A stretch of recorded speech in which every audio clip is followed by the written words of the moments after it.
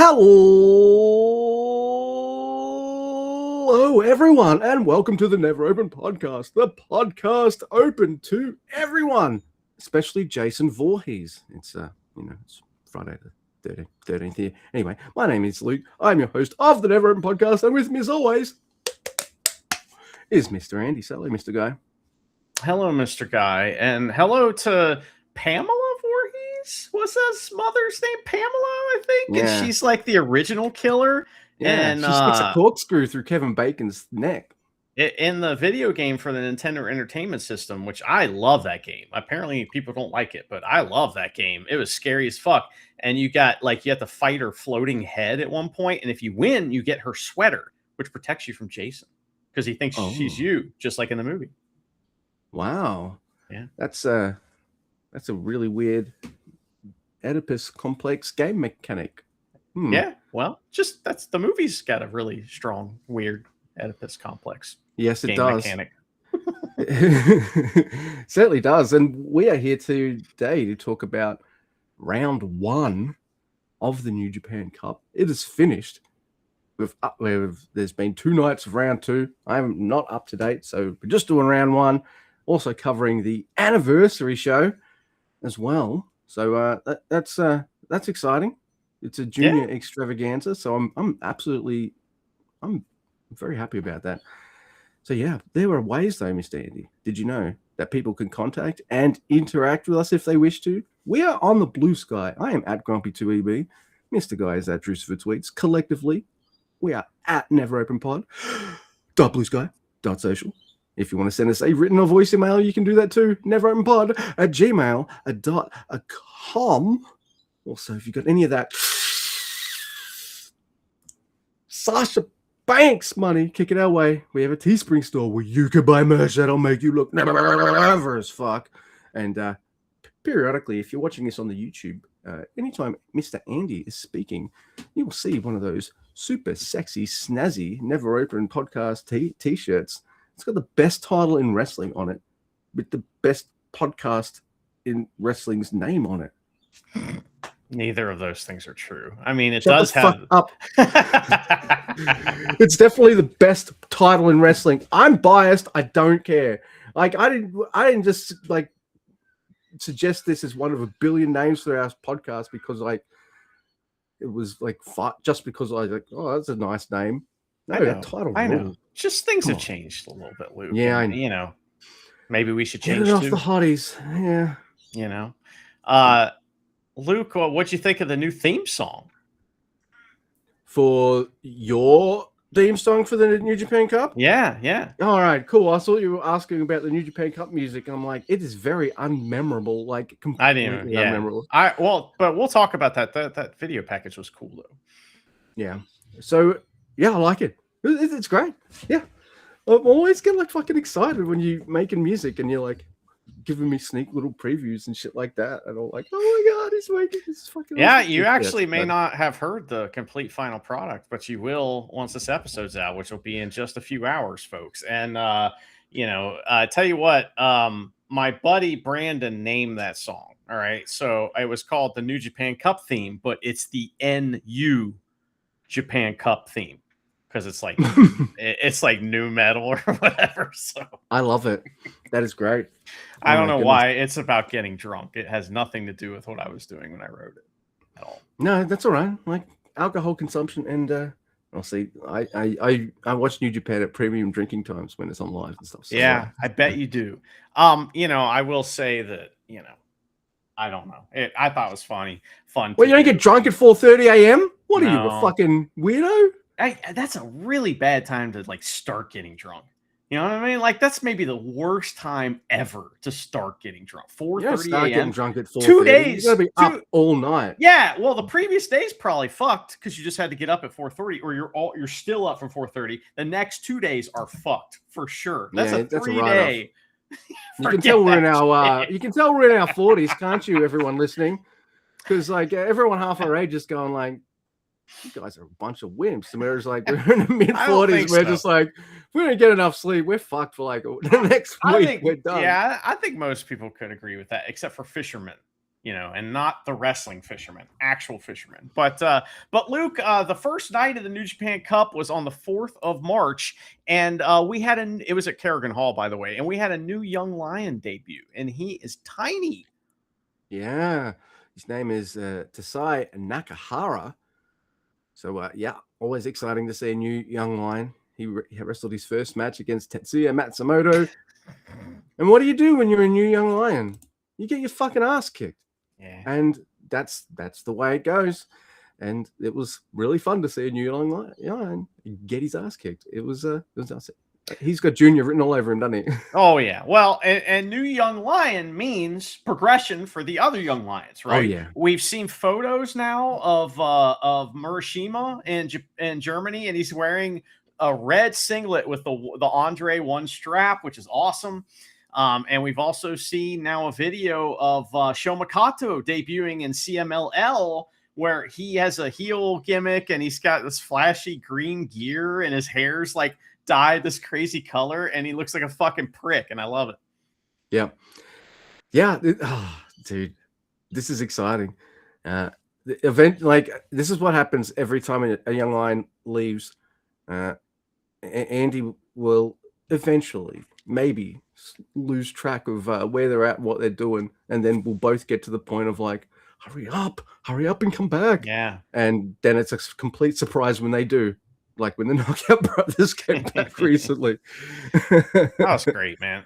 Well, I really hope that this leads to some more like, it's coming soon from the sky, some more like coming soon videos. We haven't had one in years now at this point. It is time to get a new one, and hopefully it'll be Murashima coming back, because he won't be gone long. So I don't think so. No, we need bodies in New Japan, don't we? Like, we need them. They need over bodies, that's what they need. So yeah, like, I don't mean this in, I don't know how to quite phrase it. I'll just let it rip. They need some more, maybe some Westerners, and they don't maybe need to go to the, I don't know, big name well. Like, I'm not saying like we go, hey Chase, where are your buddies at, or anything like that. But no.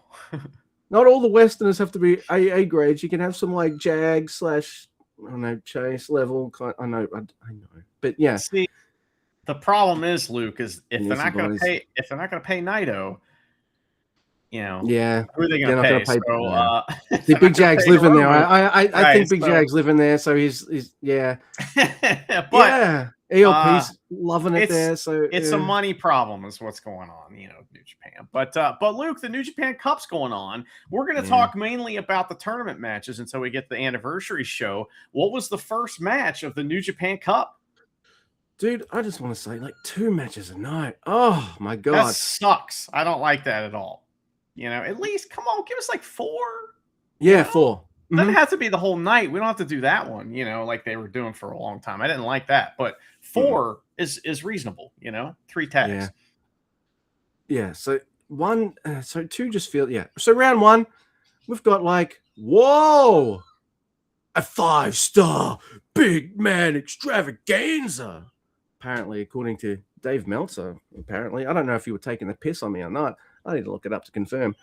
But who could ref this 5-star extravaganza? Of course, it's Ref Chumpy. It's Marty Asami. It is Aaron Wolf versus Don Farley.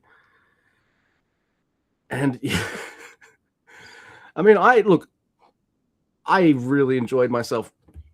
Watching this match. But even if I was to give ratings, I don't think I would give this a perfect score. Anyway. We got a Kanemaru Gambit to start this match by Kanemaru. Yeah. And Show and Chase. So I do like that Kanemaru was leading the Kanemaru Gambit charge. Is Wolf getting schooled a bit here? Like, I don't know. You ever, I often think about this with green guys that I watch that are getting like a push and wrestling a lot of like veteran wrestlers and stuff, and that is the match between William Regal and Goldberg. Yeah. Do you know the story about that? Like, yeah, like he made Regal made him kind of. I'm not saying Wolf looks like an inexperienced chump here, but there was an element of it felt like there was an element of Regal's going to school this big NFL fucking motherfucker, and like, this is how you time a match, this is what you do. Except he pretty much carried the offense until it was jackhammer time, so he got in trouble. But this reminds me just a little bit, because I'm like, finally seeing what this guy's got a little bit. I don't know why. It just made me feel like that a little bit. Not in terms of like wanting to hurt him or anything dangerous or anything like that. Yeah, I mean, like, Japanese wrestling is about challenging the other guy. Exactly. Times, right? So there's going to be some of that. In the Regal match, there's like the rumor that he shot on Goldberg or whatever. But I mean, if you watch the match, it's really subtle. You know what I mean? It's just because Regal's awesome. So, yeah. But what I do like about this match over that match is Aaron Wolf.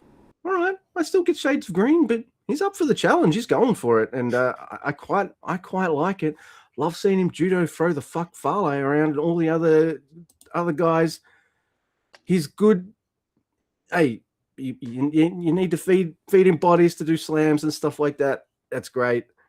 He does it in different ways to poor old Oleg, who I feel like they should give this poor Oleg guy a direction. Maybe stick the neutral title on him or something, because he's got a title. What do you mean? I strong belt and the stank title. Stank? Yeah, he's stank champion. He's the champion of the stank.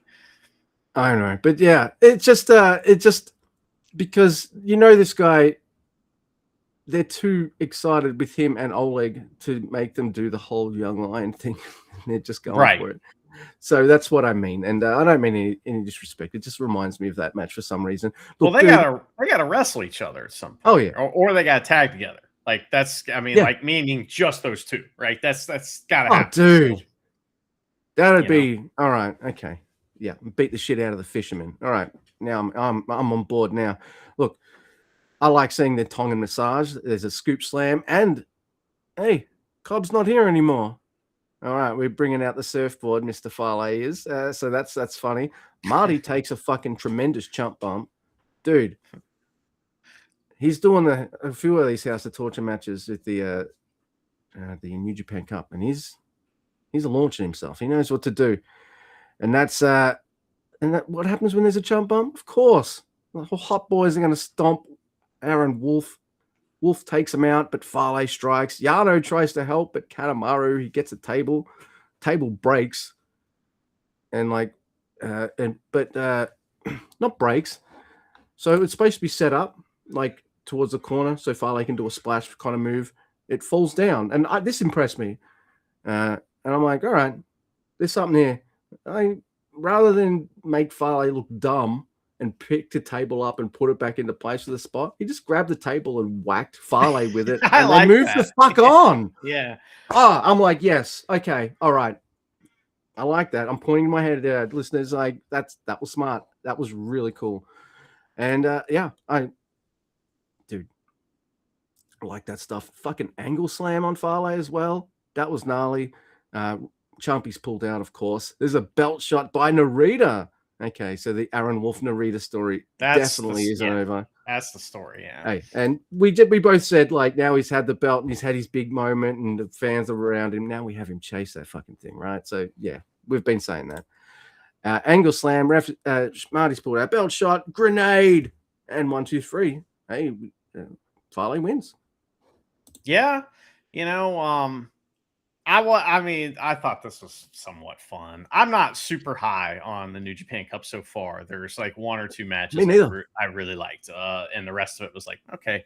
I was not surprised that Edward Munster, failed to defeat Fale, because basically, there's a lot of reasons. One, is he going to have singles matches every night on his first like real tour with New Japan? No, probably not. Right? You know what I mean? He's probably going to be in some tags, right? That's why he was in a match with a House of Torture guy with other members in there and stuff as well. Yeah, it's hard to beat 50 guys, and he has to figure out how to do that.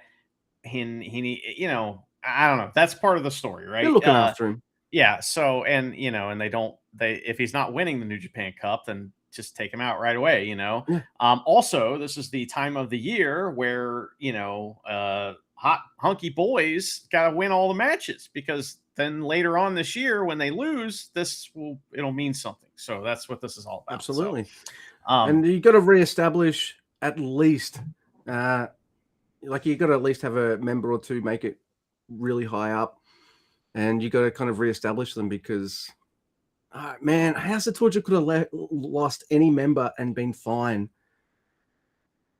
Evil or Show, fuck. Yeah, and Evil was one of them. Yeah, fuck.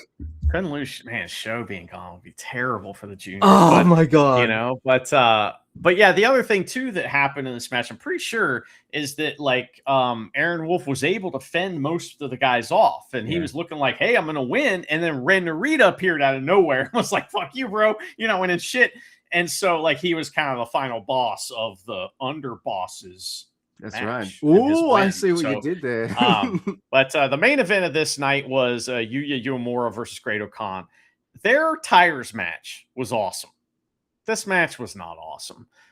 It was good, you know, but it wasn't standout. It was just a match, and I hate saying that. Do you think Great-O-Khan just has a match when he's not motivated? Like, is that a thing? I think that we're seeing heel Great-O-Khan. You know, and he doesn't want to do anything cool, and he's trying to be like the heel character. And I don't know if he's figured that out yet, how to do that with also being entertaining. I don't know. Maybe I'm wrong. Maybe they just, because I know they have chemistry. I know they can do it, but absolutely, like when they did the tires match, he was more of this comedy heel, and that was highly entertaining.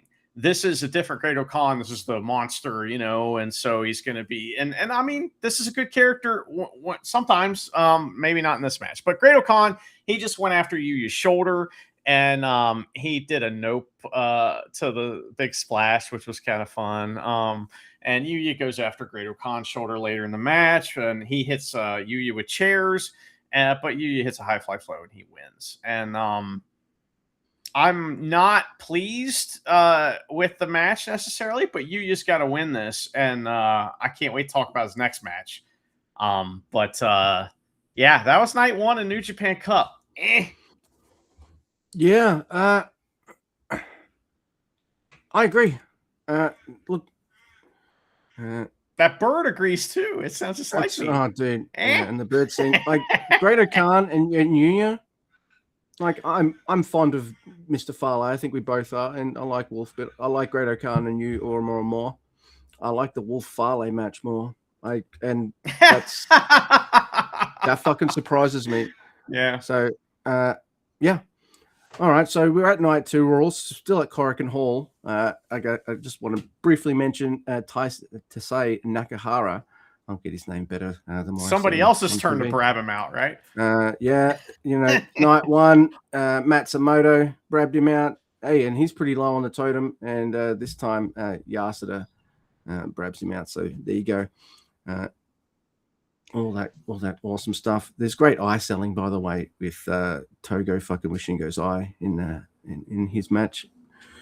Yeah, all that kind of stuff. But yep, I'm happy to go straight. Well, hang on, just a couple brief things, okay? Like you said, Yasuda got his turn. Eddie Munster was on the first match, the first tag match, and I was like, okay, is he going to be on the tour? I was wondering, you know what I mean? Like, is he actually going to be on the tour because he got knocked out so early? Maybe he's just going to do the K Hall shows and that's it. But no, he's actually on the tour. Shota Umino back in pants. I need your thoughts. Good. Dude, shorts. There's nothing wrong with a dude in a pair of shorts, Shota Umino. But dude, you were wearing a nappy, man. Like, I feel bad ragging on you sometimes, Mr. Umino, and that just like elevated the amount of times I was doing it. Do you think he's going to be over less with babies now because he's not wearing a nappy? I don't know. Jeez. Well, see, now the elderly crowd lost interest in him too because they also but they thought he was dependable. Maybe he's wearing one underneath. Although those pants are pretty tight. So if he is, I want to know what brand they are. You know what I mean? Yeah. So I want to wear those while I podcast. No, he does look better in pants. Are you aware of Punch the Monkey? I'm aware of it only because of you and this little kind of clip thing you showed me.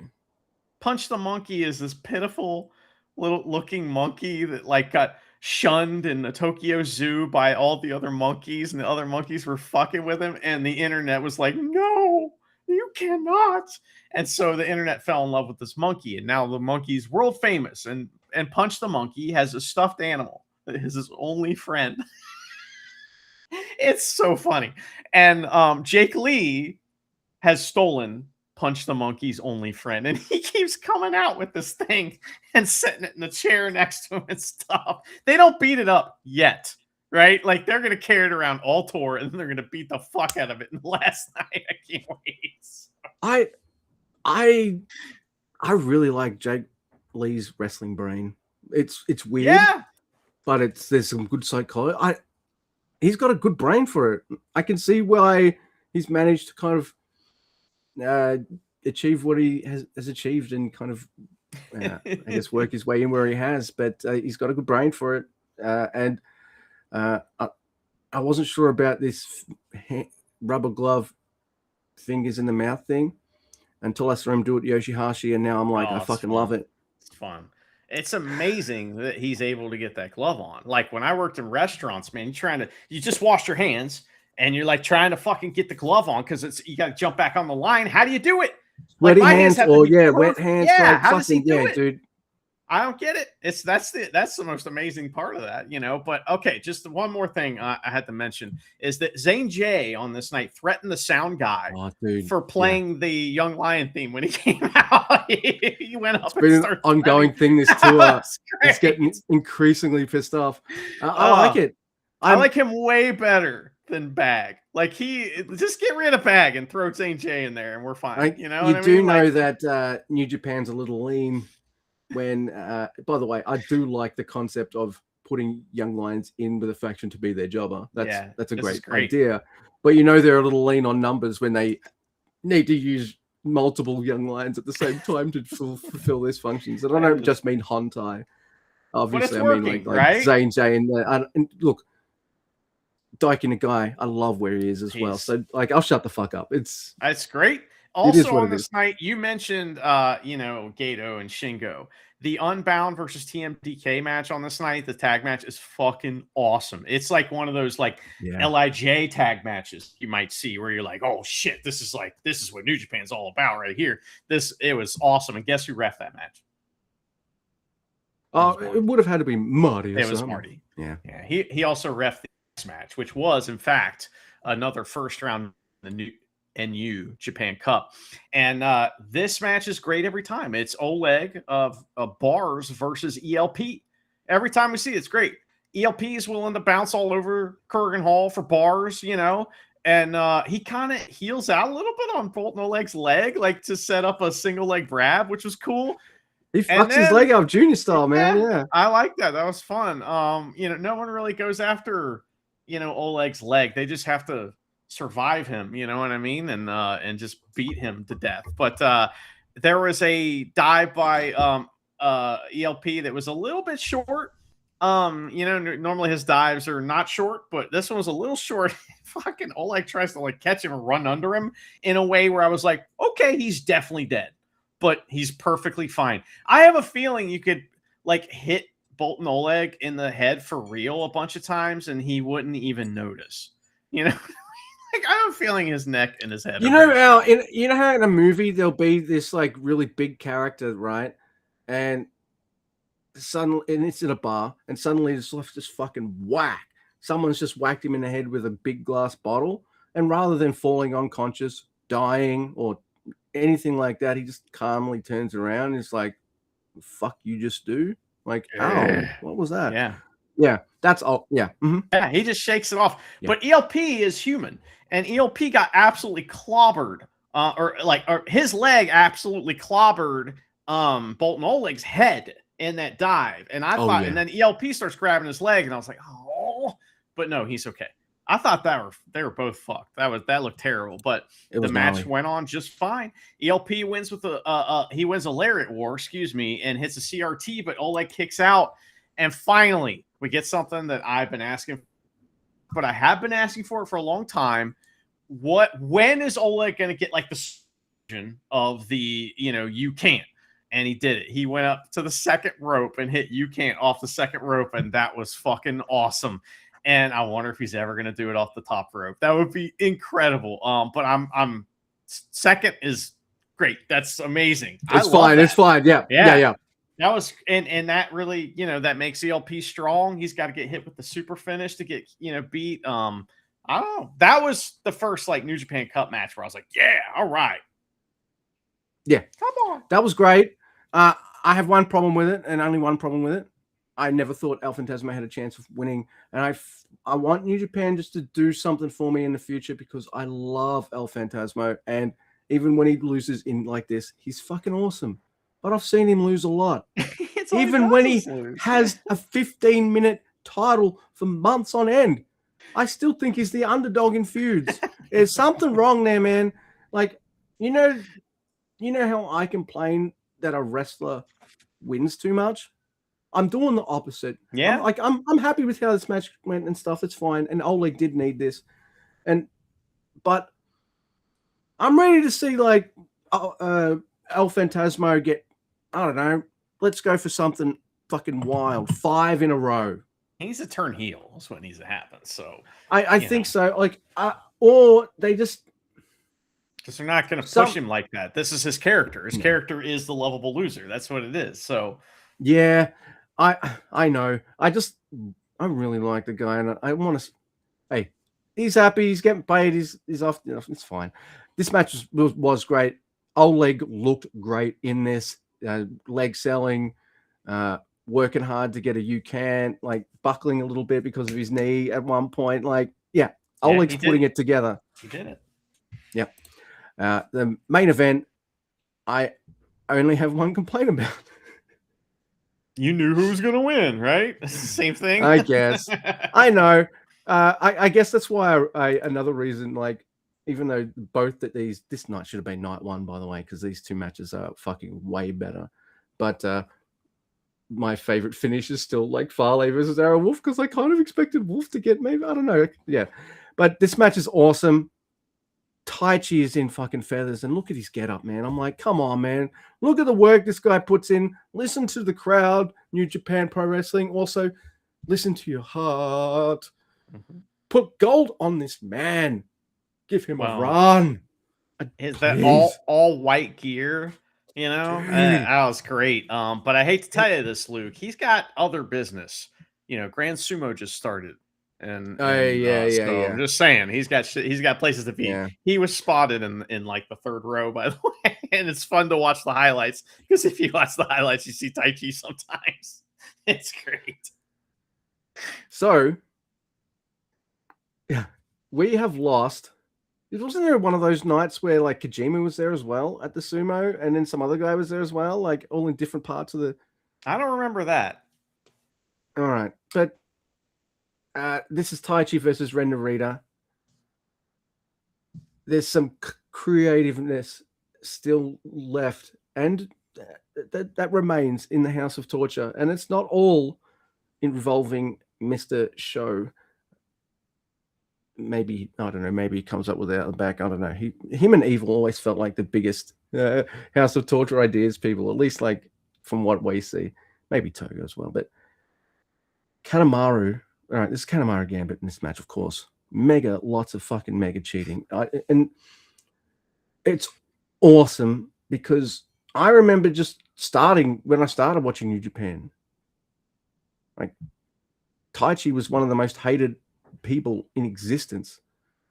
And now the crowd, he's the biggest, he's the Japanese El Fantasma. Pretty much. Like, I want him to win more too.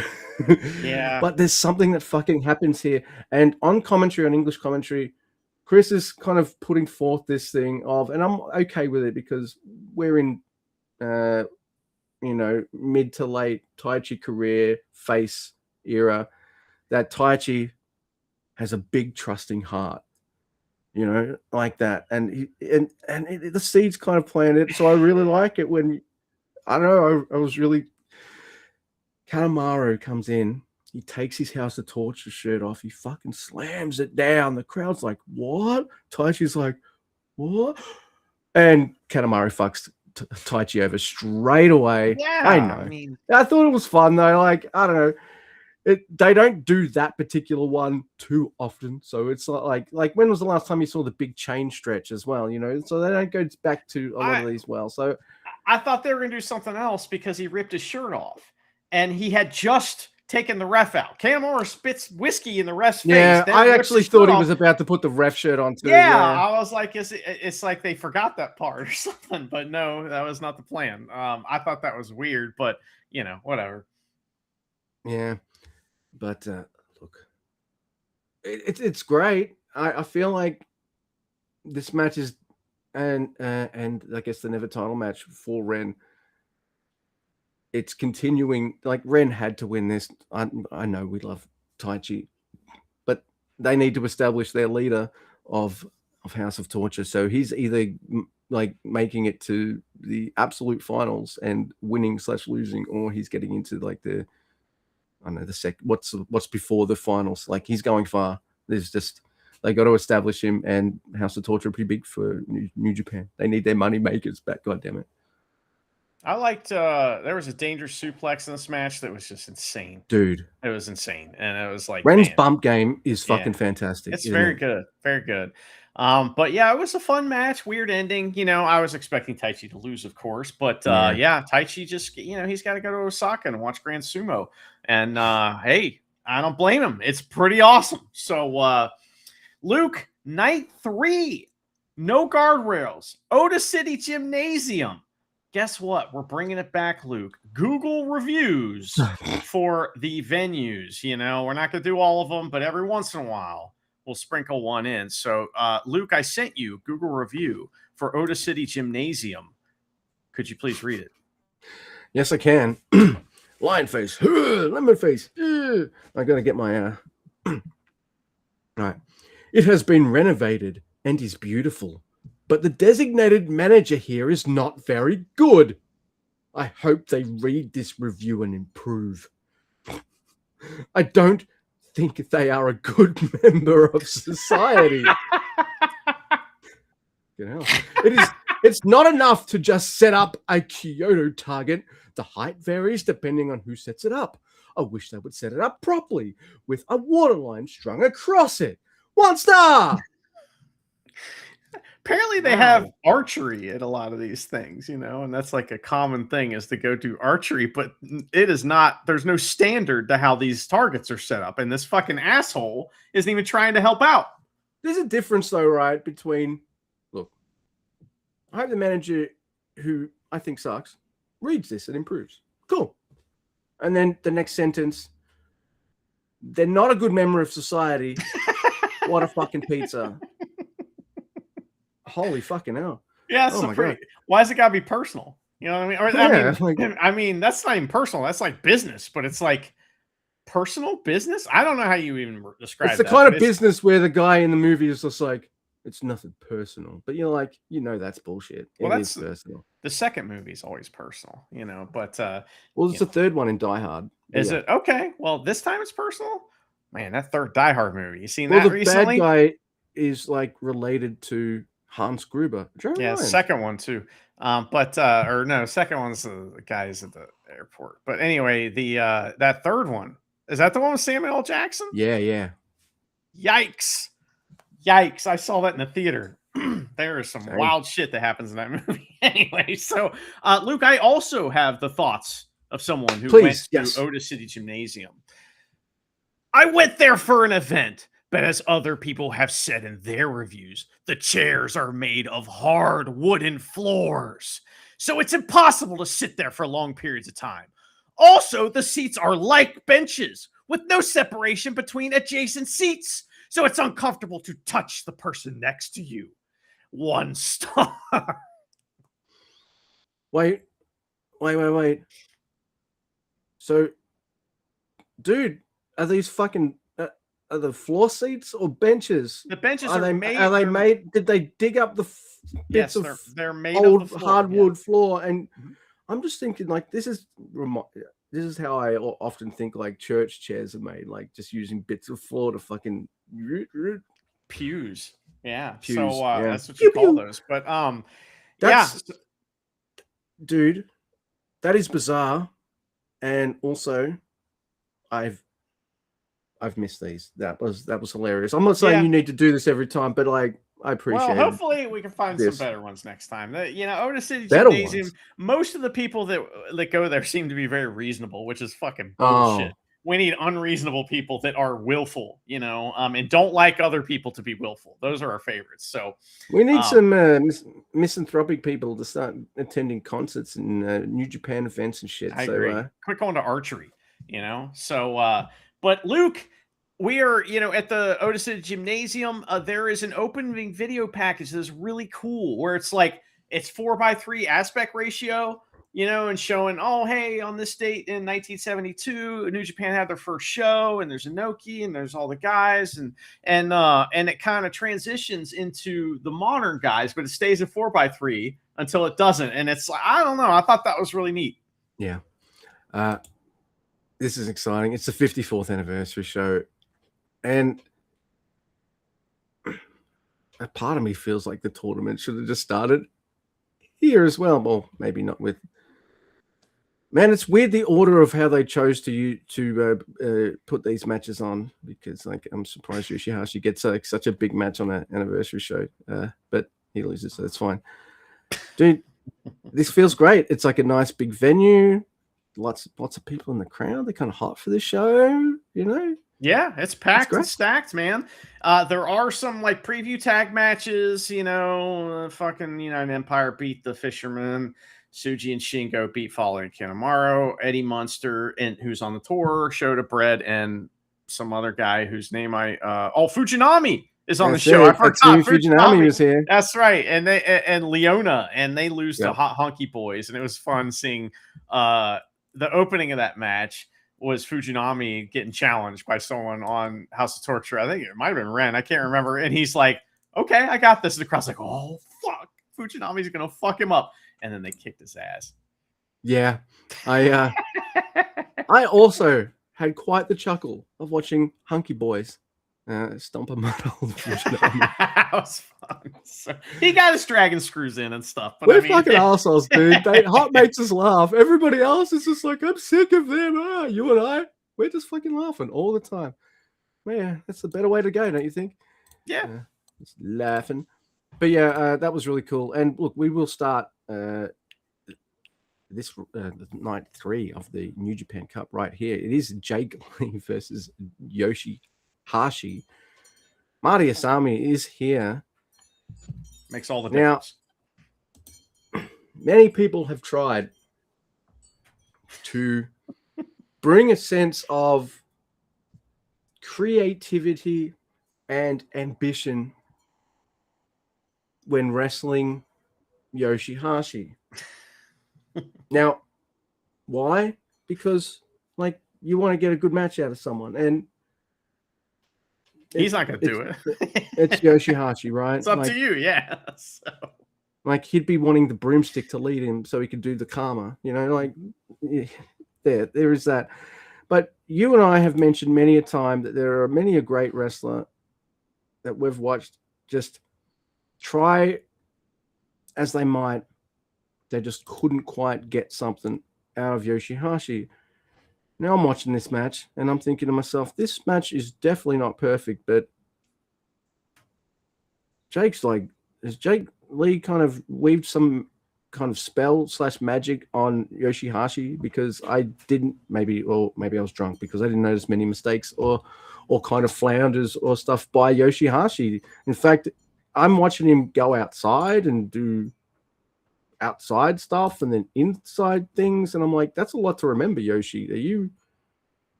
Wow, he went under the ring at one point to surprise Jake Lee, and that was like the crowd was like, "What is this?" Yeah, everyone's like, "What is this?"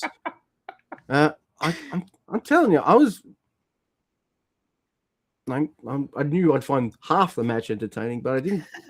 You know what I mean? Like, yeah. I enjoyed myself, and Jake wins me over with the stupid glove thing by making Yoshi look dumb. in a Yeah. you know, it makes me laugh, and I'm so enamored with his whole shtick. I don't know. I just want to see what this guy does next, Jake Lee. So yeah, and this match was more than I thought it would be, and I'm also happy that Jake Lee chokes the fuck out of Yoshihashi choked into him out. unconsciousness. Yeah, that was awesome. Yeah, I was nothing bad there. surprisingly solid, right? I was highly entertained, and I thought it was smart to like do the haha with Yoshihashi because it's like he doesn't have to do much, and Jake Lee's going to do the rest, and that's what happened. I thought it was really good. So it was. I don't know what my favorite Yoshihashi match is because I don't think I have one, but I mean that was a really good one. So it was fun. You heard us both say it. God, yeah, I love this match more, by the way. But this next match is my favorite match of the tournament so far. It's the best thing I watched on all these shows. It's Newman versus Oscar in the first round of the New Japan Cup. Now Newman's got to win this, right? He's got to. It's like this is. It's not make or break, but this is like build or don't build. That's more what it is, right? The foundation's laid. We're not making way for a Prince that loses. Yeah. Yeah, the beams are set. They fucking poured the footers. It's ready to go, but the materials are just sitting there. Are we going to build it this year? And it seems like that's what they're doing because he's got to beat Oscar here. The match was fantastic. Newman is a tremendous heel in that Japanese way where he can still be highly skilled and be a shithead and still, and I don't know. It's kind of, it's intangible. He's got it, he takes monster bumps in this match. He takes, like, I often do not like the chair spot. I don't like it. It's just dumb. You know, bowling? Yeah, it's just dumb. And it's boring and it's a way to get out of the ring and waste some time. These guys use it and it's awesome because Newman gets thrown into the chairs and launches himself like a fucking missile and takes out a whole section of chairs. You know what I mean? He like spread out to make sure he took out as many chairs as possible, and it looked like it hurt real bad, and it was fantastic. And that's just one bump in this match that he took. He was bumping all over the place. In the end, he has to use underhanded tactics, and he slides a chair in the ring and hits the fucking double stomp on the chair, and that's how he takes out Oscar.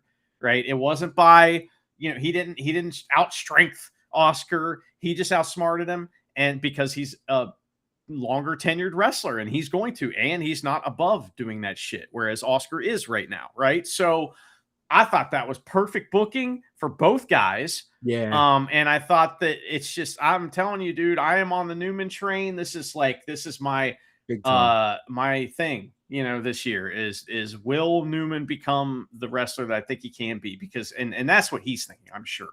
He just wants to live up to my expectations, Yeah, absolutely. He did in this match. I don't think it's just the bumping. Like, he's embraced this character, this make way for the Prince kind of stuff. I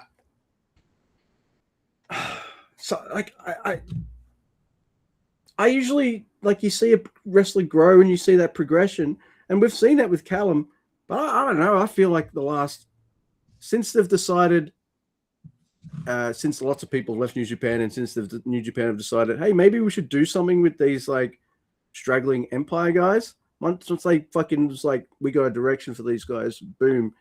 I feel like he went like up leaps and bounds, just like he went from blue belt straight to brown belt, like he skipped a green belt or something. Like, I don't know the order of the belts. Like, I feel like he skipped a level somewhere. You know what I mean? Like, he's always been good, but yeah, now I think he's fucking great. Like. And he's got a confidence about him that's different too, Yeah, and I can definitely see why he'd feel a bit more confidence now that they're not just four guys that aren't getting pushed and they look like a bunch of losers. And let's face it, they did for quite a while. So he's the top Gaijin heavyweight. Yeah. In the faction, let alone maybe New Japan. I mean, obviously you got Zack Sabre Jr., but like, I don't know. I think that like all the Will Ospreay being gone, TJP, Jeff Cobb, all those guys being gone, like now he is that spot, and like that's great. I'm glad they gave it to him instead of TJP. Thank goodness. Yeah. Now with Oscar, you've got a big man who's new as well, so you don't want to. You can't just beat him, and he didn't. Callum beat him with some underhanded tactics and finesse to kind of get the victory. That's right. That's how you do it. Oscar didn't look dumb. He didn't look like he couldn't wrestle. He didn't look bad in any way. He didn't get buried. He got fucking pushed and a loss, and that's how you do it. I think both these knockout guys, they're going to be quite dangerous when they eventually stop being like a full-time tag team, like singles matches. Because I'm loving their tags, loving their fucking singles too, both men. But yeah, that match was just great fun, and I'm just really happy for Callum and Oscar. Like, you know, this is a pretty good spot for both of them on the anniversary show. So, and they both crushed it. All right, we got the junior tag titles, and I fucking love this match. Just to make it easier, I'm gonna if I say Robbie, I mean Robbie X. I'll just say Robbie X and Eagles. That'll make it nice and easy, everybody. Yeah, it's junior tag titles. It's Taiji Ishimori and Robbie X versus Kosei Fujita and Robbie Eagles. They had me, all four guys, at multiple points of this match, where it was going. And I know what you've been saying about, hey, you know, New Japan doesn't want to pay some guys much because like they're a bit lean and all this kind of stuff. I'm glad Robbie X is sticking around, and Eagles, like, even if they're you know, more of a part-time every other tour kind of thing than every maybe other not now though. Robbie X was featured in this match heavily, dude. Like, this match was to put him over like big time. This seemed like to me, you know. Now, it would have been a big deal for Robbie X to beat Robbie Eagles in this match, but hey, we're getting close to Best of Super Junior season, and Robbie X just beat the form. Yeah, so no, you're right. This isn't just unusual tag team match with Ishimori and Robbie X. Ishimori did a lot, but I think Robbie X was tagged in a lot more in this match. He got all the hero spots, you know. And dude. So yeah. I mean, I don't know. Tell us what happened. By the way, I didn't think I'd like it, or I didn't even think it would work. But face Taiji Ishimori, kind of like it. Maybe it's just the newness of it and stuff, but it's working for me. All right.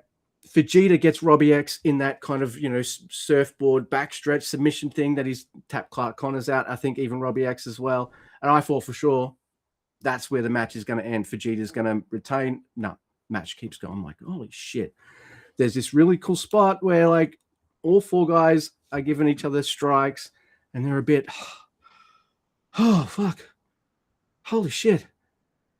And then rather than kind of stop, they decide, we'll just swap guys and just lay those strikes some more. It was really fucking fun. Robbie X does a double poison Rana, and Chris with a good call saying that's 2 lethal doses of poison. So I was like, all right, hey, that was okay. I'll give that to you, Mr. Charlton. Taiji Ishimori and Eagles aren't legal, so we got the two more fresh New Japan guys going at it. Ishimori takes Robbie Eagles out, and for me, this is still, it could go either way. Like, I love Robbie and Fujita, but you know, I love Ishimori, and Robbie X is great. So, and you've got these two guys. I don't know which way the match is going. Maybe bordering more on Fujita because he's the Japan guy, but no, X Express 1, 2, 3. Lots of near falls, lots of counters, lots of moments where I'm just like, fuck. Yeah. Junior division for the tag titles is doing pretty decent. And with Knockout Brothers dominating the heavies division, it's looking all right. Yeah. So I really enjoyed this. I love Robbie and Fujita. We know this, but I'm very happy for Ishimori and Robbie X. Good stuff.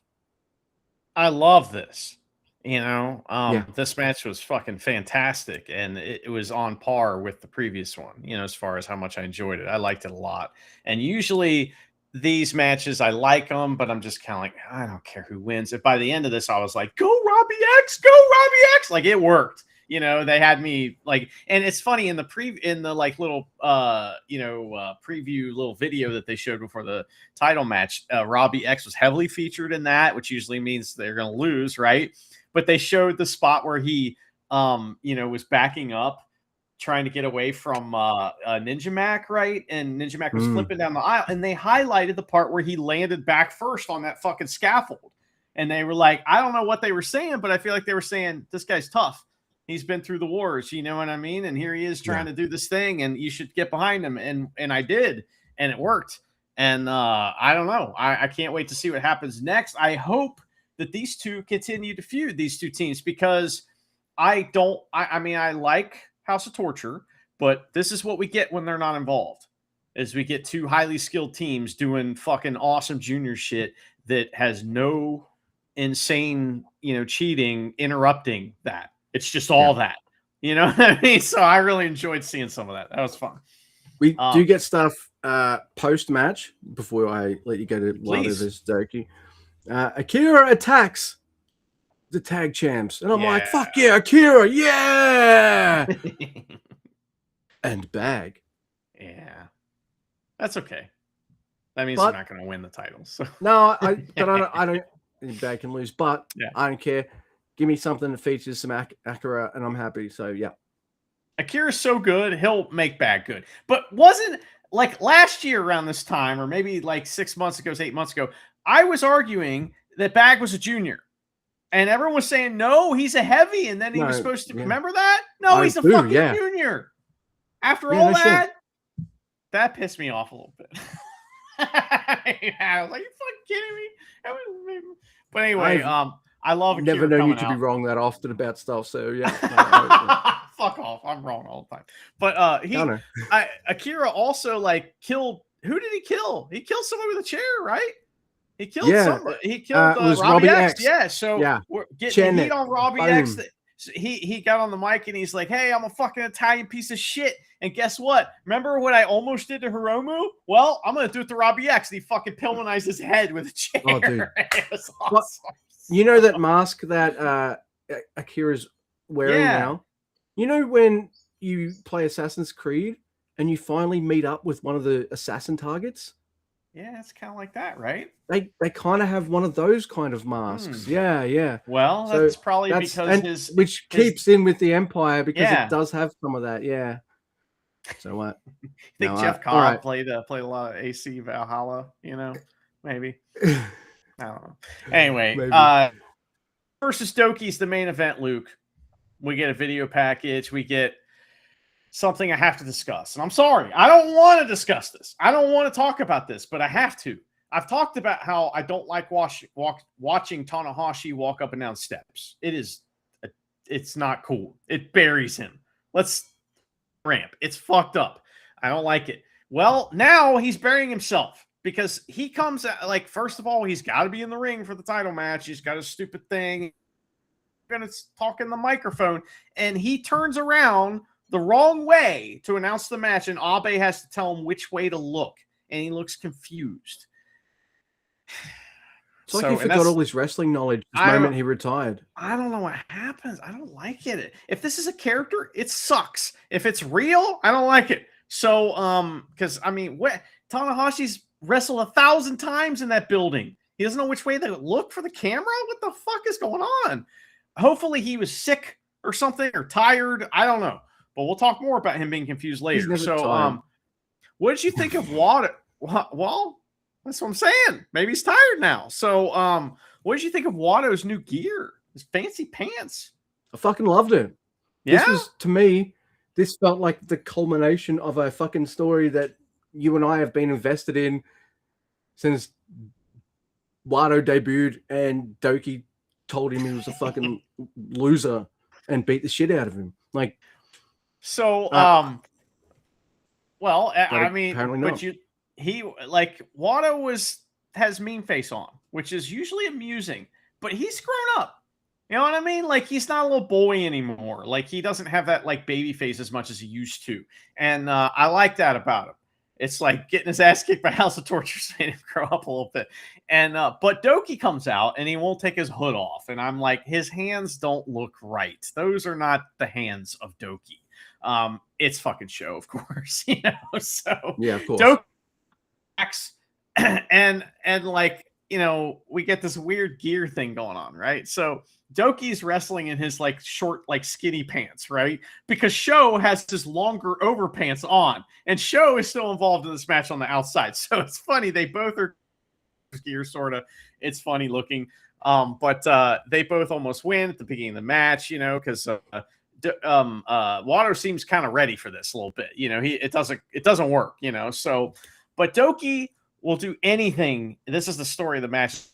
Anything to avoid the Vendaval. If he gets to the Vendaval, he's fucked, right? And so, like, that's kind of lots of Sho interference. And at one point, Yo comes out and he's going to help, and the crowd really responds to Yo, unfortunately. But he gets murdered by Hot Hunky Boys. It's just fun. Doki does a choke version of the Gory Bomb thing, which was awesome. That was cool. It usually loads the guy up, Gory Bomb, like backpack type stunner thing. This time he grabbed him and like choked Water over his shoulder and did. That was really cool. I like that. Stank. We also got some more story progression for Edward Munster because Fale runs in and Eddie Munster comes in and takes care of him. And that was like, okay, all right. Get him a little bit of steam back after he got destroyed by Hot the night before or whatever, 2 nights before. So Doki holds on to the pole while they're doing moves. So Doki's got the pole and they're about to do some like reversal sequences and they do it and he holds onto the pole while they're doing it. And it looks crazy. It's not dangerous just because of the moves they're doing, but it's like, that doesn't look right, you know, in a way that was kind of like, that's neat. Maybe guys should do stuff like that. That'd be fun. You know, so just please be careful because it's very dangerous, you know? Absolutely.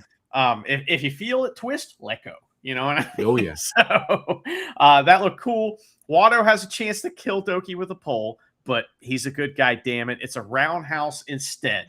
So we got ref bump on Red Shoes. He's down, and who will save the day? Main event, Marty Asami comes running down. Watto hits a sling blade, and the crowd starts chanting his name. He hits a crazy airplane spin into the German suplex. That was amazing. Then we get a repeat of the same exact spot that we saw recently where Ren Narita kicked Marty in the face, but this time it's Doki doing it.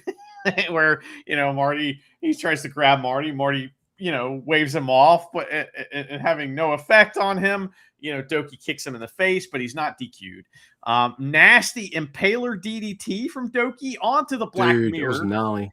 Suplex de la Luna. You're not kicking out of that. Doki wins. What did you think of the match before we talk about the post match? Because I know you didn't like that, and I didn't like it either. I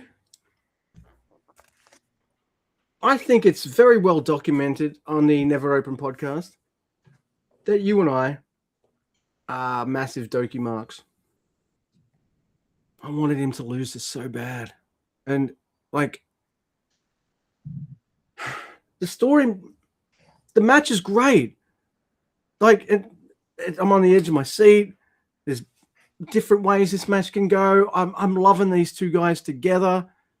Crowds booing Doki, but they're also, you know, cheering on Wato. It's perfect. This is great. And I thought anything could happen until I saw Suplex de la Luna, and I was like, oh, really? All right. I mean, sure, it's probably better to have a heel when you go into Best of Super Juniors, I guess. Like, it's rare for me to... I don't think I've ever been disappointed at Doki winning before. I don't know, man. Like, he's a 2-time champ now. Like, I'm ready for Wato to be a 1-time champ. It's the character works. The character work they're doing is working, right? Because you don't like Doki winning here. You wanted Wato to win. He was the baby face, you know. So it's working. Now, and and then it goes immediately back to what I've already seen. Straight back to Doki and Wato. Well, it's not that. It's something different. So, after the match, Doki does some fucking awesome heel shit because he makes Tanahashi put the belt on him. And Tanahashi seems like he's out of it and has to ask Marty to help him. And I don't like it. What's going on? I didn't like that at all, man. He seemed like he was completely out of it because, listen, this may seem unrelated, but it's very related. Have you ever seen Hulk Hogan put a belt on, like put on a championship belt or take it off? It is like he's breathing. It's like he's breathing. He can snap those things like boom. It's crazy. If you ever watch him after a match or, coming to the ring, watch him put on the belt. It's crazy.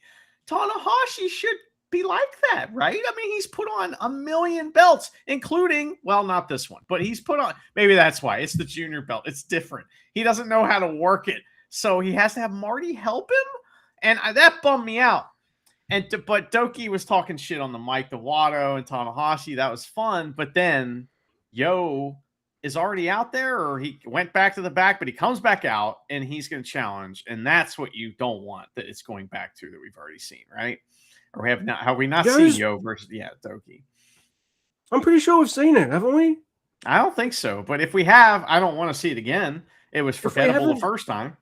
If we haven't seen it as a singles, we've definitely seen it recently with the tag stuff between Show and why? Listen, I will play at devil's advocate here. I don't like Yo, but I don't get it. He does something that gets him super over here. Is he comes out? He was wearing an evil shirt tonight, and he was pretending to be evil. Like he does, you know what I mean? Which I don't like it, but it got super over with the crowd because he came out and he hit fucking everything is evil on in Doki, and the crowd went bonkers. Pop of the night by far. That was it. I mean, I don't like him either, but the crowd loves Yo. They love it. We're gonna get some Yo. That did the opposite of make me pop. Because I guess like I think he has a good enough moveset without repeatedly needing to copy other wrestlers. Oh man, anyone or anything, and you still fucking suck, right? Yo. Well, sorry, Luke. Yeah. Why don't I would like to take a bullet for you, and we'll go to night 4 here. I didn't write down what venue it was, but the first New Japan Cup match that night is Shota Umino versus Chase Owens. So I'll talk about that. Marty was there at least. Please. There was one good thing about this match. Shota wins. I mean, that's good, but there's another good thing is that Chase Owens does this thing that I think is funny, and I have to say it because it's kind of funny. Is he does. When he punches someone and he does the liver shot, and then he tells the ref that it was the open hand slap, and that's Gorgeous George used to do that, and it's a really funny spot. And, I'm sorry, but it was good. He's a competent wrestler. He's wrestling in a waistcoat now, which is worse, t-shirt or waistcoat? I don't think it matters. Waistcoat, it's waistcoat's weird. Worse. Yeah, it's worse. Rather the t-shirt. I mean, I don't want to see him at all, but. But at least like you can understand a t-shirt. Yeah. That's all I have to say about that match. Dude, that match was fucking 19 goddamn minutes. Why? It's longer than the main event. Dude, it is longer than the main event. I noticed that while I was watching. Yeah. And I've got it on my screen now, 19 minutes as opposed to 16. So it's not that, whatever. It is a better match, though. This match I'm about to mention, it is Yuto Ice versus Ryohei Iwa.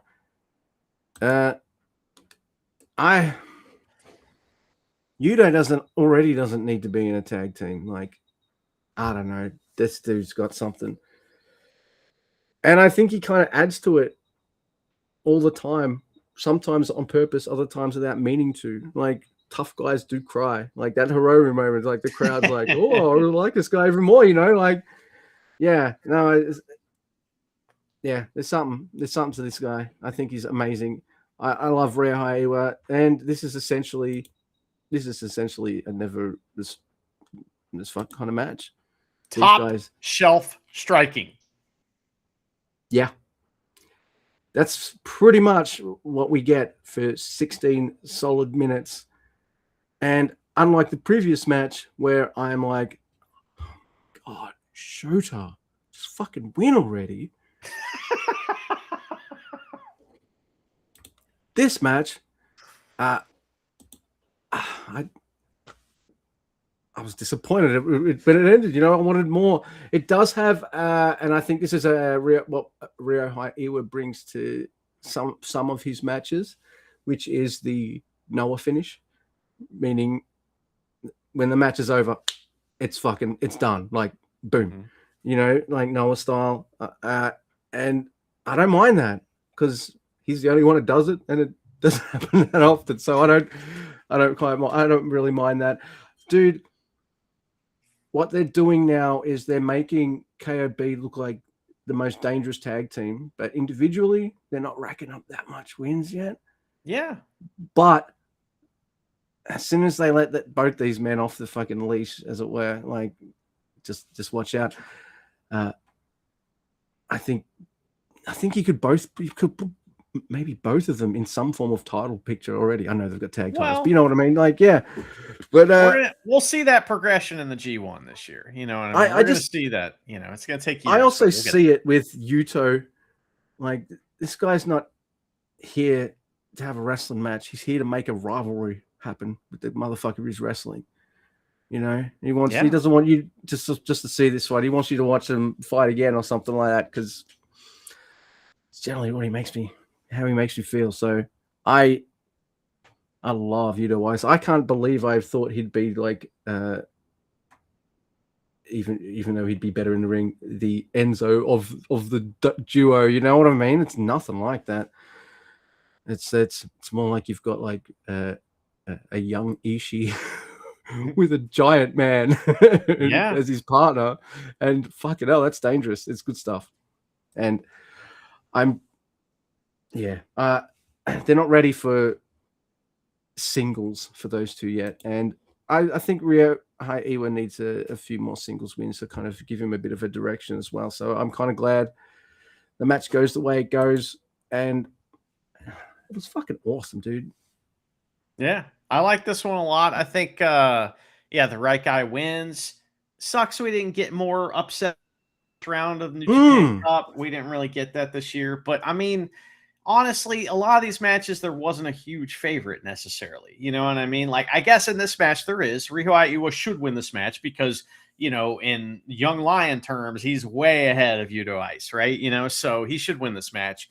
And that's good. This is the order of things, right? So I thought that was a fun night. Are you ready to move on to night 5, which happened on March 10th? I really am. Now, we are at. Oh yeah, we are. It's here we are. We are at a match that is really fun. I really like it. Yeah. I think Meltzer's a bit weird because I probably liked this match a bit more because, you know, it's fucking Shingo. It's Shingo Takagi versus Don Farley. And this is just a great time. This is, I like seeing Farley kind of bump Marty out right at the start. So Shingo's trying to bounce off the ropes and start getting some shit going on by, you know, moving Farley, you know, as he does at the start of matches. And Farley just makes sure to fucking knock Marty out. What I love about Marty is I reckon Marty was a soccer player in his younger days or something like that, because Marty has the vibe of a guy he gets tripped very lightly. But suddenly he's broken his ankle and now he's got a free kick, you know? He's got to sell it, man. Like, Farley's a monster. When Farley gets him decent, like, you know, nothing too bad. Sell it.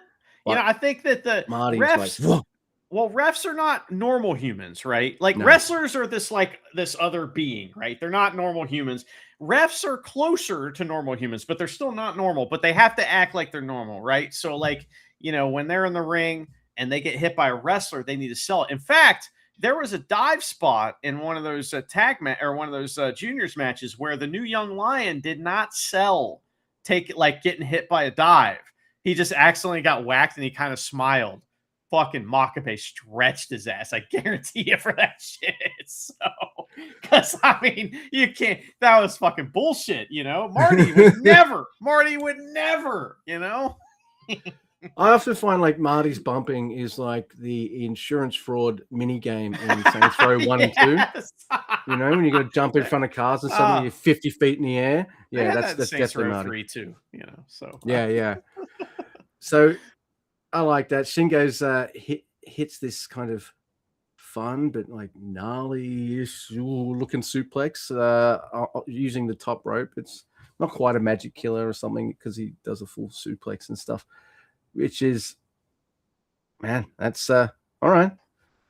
You often forget because like he's this strong guy, but like he was a junior for a while, so he's also not particularly super tall, Mr. Shingo. Forget how strong he is. He can do a nice little suplex like that. Fucking gnarly, man. And he knows how to work a dude when he knows for a fact Last of the Dragon and those kind of moves aren't happening. That's true. Because he doubles down on, and this is what he does in this match, and puts extra stank on the pump and bombers and the lariats and those kinds of things. He fucking uses those like their missiles and like weapons of mass destruction on Fale and shit, dude. Like, he makes it look good. Not only that, this guy's a freaking veteran. Aaron Wolf, you can fool him with all that shit, but you pulled the ref out. Oh, you're gonna try and give me. By the way, oh fuck. They've teased it in the previews, but it's just surreal. Like, they're in the same faction, but then you see this and you're just like, that is fucking weird. But I love it. Gato in Shingo's corner for this match, because they're in the same faction. And I just like, all right, refs pulled out or the refs back in the ring. Shit's going down. What's going to happen? Gato gets in the ring for a distraction and just holds Chumpy in the corner like a House of Torture guy would. But Fale's just like, what the fuck are you doing? And tries to get Chumpy away from the corner, which allows Shingo to take out Kanemaru and other hotties and stuff like that and sneakily gets himself some whiskey. Fale turns around, whiskey spit. And, dude, I love this part because he goes back and forth across the ropes a couple times. But I think like the first time he does it, he realizes, maybe Fale's not quite in the center yet for a nice, good whack. And I'll go bang, boom. Now I'll do it again. Whack. It's fucking, I reckon Kojima would be proud of that final Last of the Dragon, pumping bomber right into Fale where they kind of collide and land. He lands on top of him and pins him. So I thought this is a lot of fun. You get your House of Torture cheaty stuff, but you really get your really fun kind of stocky strong man versus holy shit giant man kind of action too. So I had a good time with this. Yeah, it was like he just converted the lariat into the ground cobra, basically. You know what I mean? And so pinning hold. Which I like that. I like that's a good move. Anyway, yeah, that was fun. Nothing wrong with that match. It's funny. Gato won the move for the babyface because that's what you got to do to beat House of Torture, and I hope that story continues. It's also fun. Shingo had a lot of fun with the whiskey. He did a lot of different things. He was having a good time with it. Do you think? I'm pretty sure there was some slight like drunk selling, or he made it like it was very subtle. Like he's really good at this. So he doesn't overstate it like it takes over the show or it's comedic, but it's just enough that he's just like, oh, I've had a few drinks. Fuck, I just, that was a lot of alcohol. Whoa. He like realizes it, right? Yeah, yeah. That was a fucking master. Yeah, okay. Main event, Luke. And the last match we're going to be talking about tonight, and it's Drilla who loses to Yuya Uemura. Get that is a good. That's a good result. I didn't like this very much. I'm sorry. I just didn't. I don't know. It's like Drilla is he's very stiff, and I don't mean like he hard. I mean like he's just like a stiff dude. The way he moves is very stiff in the ring, and I felt it. You know, he did a Texas Cloverleaf in this match that was terrible. Like, it's just why? I mean, it was so bad. And if you're like Kojima, you get to do a bad Cloverleaf, you know, and show Tanahashi respect, right? Oh, dude, that was, maybe should have cut that one out. But mostly it's never style wrestling, and you think I would like that, but I don't like it that much. Yuya goes fuck your arm, of course, which is smart versus Drilla, who's had arm problems even recently. They built to a big finish. Here, okay, I think I got my finger on this one. Too many false finishes. They're not false anymore. You know what I mean? It's like the boy who cried false finish, right? You know, he's not crying wolf. He's crying false finish, and he's crying it too many goddamn times. I don't believe it. So there's a lot of them. Drilla drop kicks Yuya out of the air when he tries a high fly flow, and that was cool. Gore, Drillakilla don't like this finish at all. So Drillakilla puts people in the fucking hospital and shit, right? He did it to Ninja Mac and he died or something, right? Remember that? So it's like Yuya takes a Drillakilla, but then gets a sneaky roll up for the win after the Drillakilla. And he sells it like he's dead afterwards. But man, I don't know. They should have done something different for the finish. I don't like that. I agree. It's like, how about, I know that you can't do something underhanded. So maybe something underhanded happens on accident. And that's why, you know, that's how you get a babyface to beat a babyface. Something like that.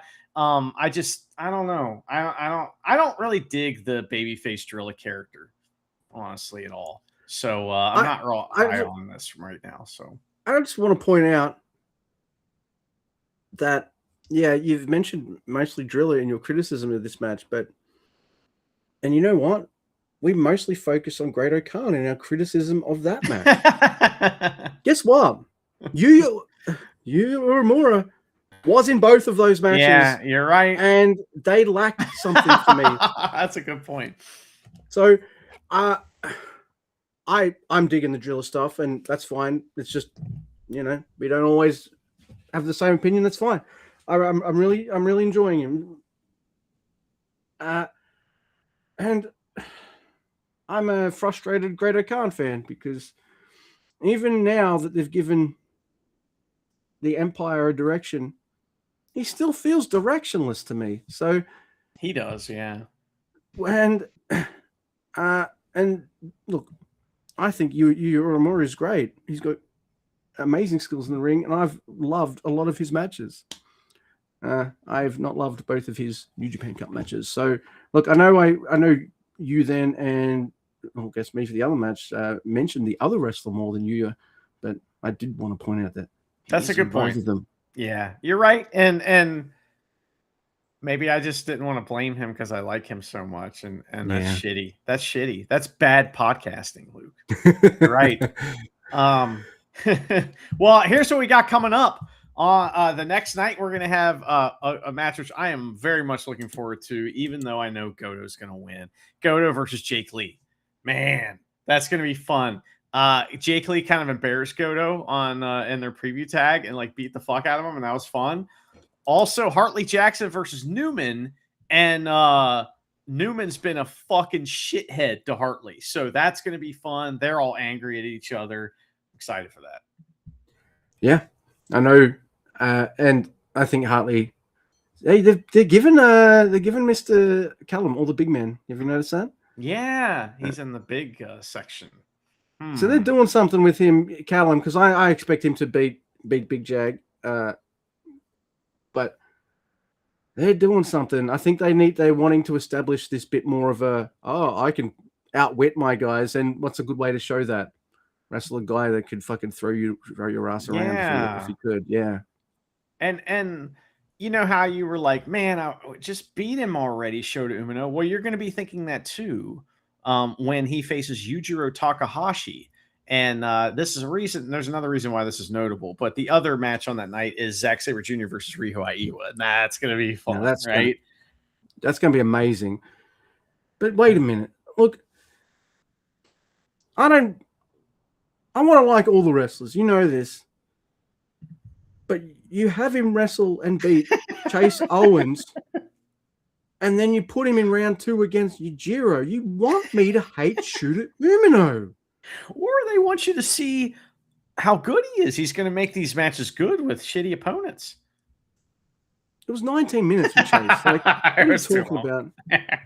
Now, Luke, there's another notable thing, and we'll probably talk about it in more detail. But that night is going to be, I guess, night 7 on Saturday, March 14th. That is in Nagoya, but it's not at Dolphins Arena. It's at Kinjo Fudo Arena. Best believe I'm going to be looking through the annals of the internet to find the worst and the most deplorable Google reviews for that place, because fuck that place. That's right. There's probably tons of bad reviews about it. Can't wait. Come on. We need some more agoraphobes to stop being pussies and go to some of these venues for us. So, because their reviews would be. No, I don't want to traumatize anyone, but yeah. Well, I mean, we could just write our own reviews, but I would never do that. That's not as fun. No. That's not as fun. It's not creative, you know? No. It's no, because we read all you. No, it's not creative. like the finish to this episode.